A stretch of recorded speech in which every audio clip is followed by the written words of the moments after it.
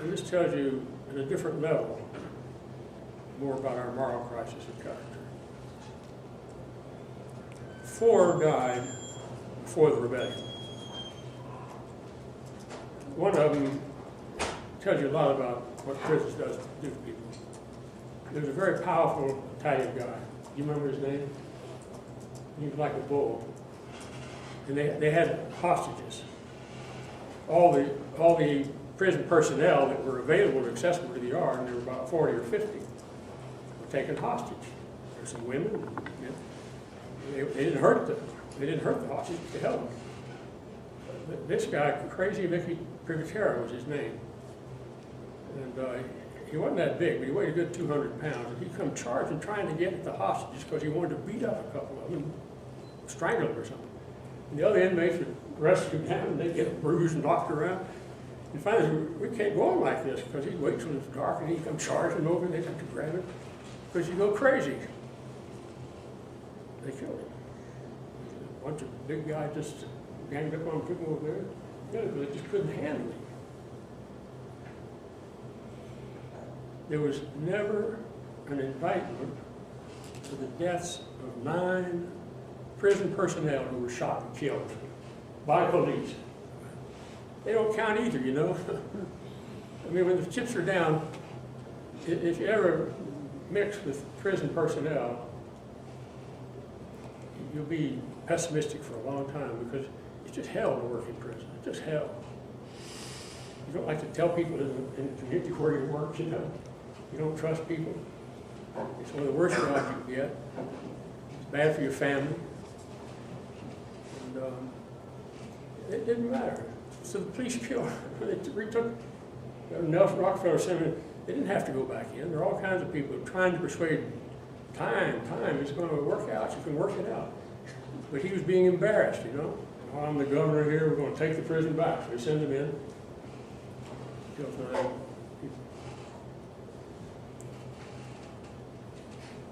The first question that, and it almost gets lost, and it always has to be the first question. It always pushed forward in the matters we talk about now, and that is, what crimes did George Bush and other leaders in our government, if any, commit? You can't generalize about it, because it doesn't stick. Well, I can tell you, because from personal experience, I went to Iraq every year from 1990 to 2007, with 2 exceptions. 2 years I didn't make it. What I was doing most of those years, I went in during the bombing. I went in during the Gulf War. The Gulf War lasted 42 days. I was in there for 14 days, driving up and down the country, looking at civilian damage. I'll get to that in a minute. But I went back all those years, and I can tell you that Iraq was no possible threat in any way to the United States of America when George Bush began his war on Iraq, which, interestingly, it shows how we don't think. He called shock and awe, which is not a bad synonym for terrorism, is it? Terrorism, shock and awe.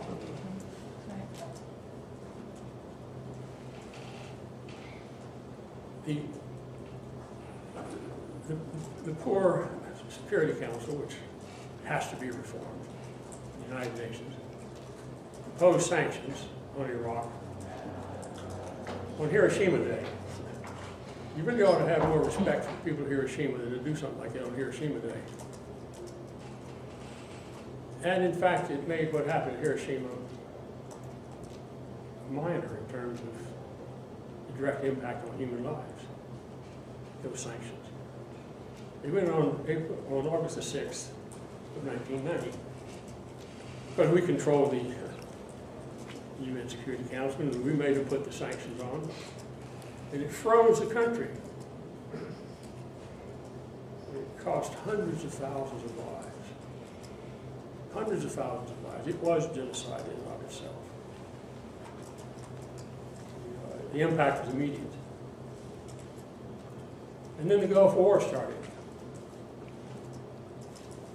Started in January of '91. It went on for 42 days. These are Pentagon figures. They can't be argued. They're facts. Or they're lying to us again against their own interests. And they only lie for their own interests. They admit to 110,000 aerial sorties, aerial strikes against Iraq in 42 days. Which, if you do the math, is 2 a minute. Every minute of every hour of every day for 6 weeks. The sound of enemy aircraft never out of the skies over Iraq. They dropped 88,600 tons of bombs and explosives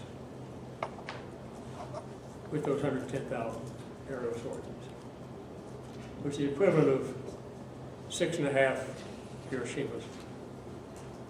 But it's spread democratically around. I mean, it's not just 7.5 big holes around. It's scorched places.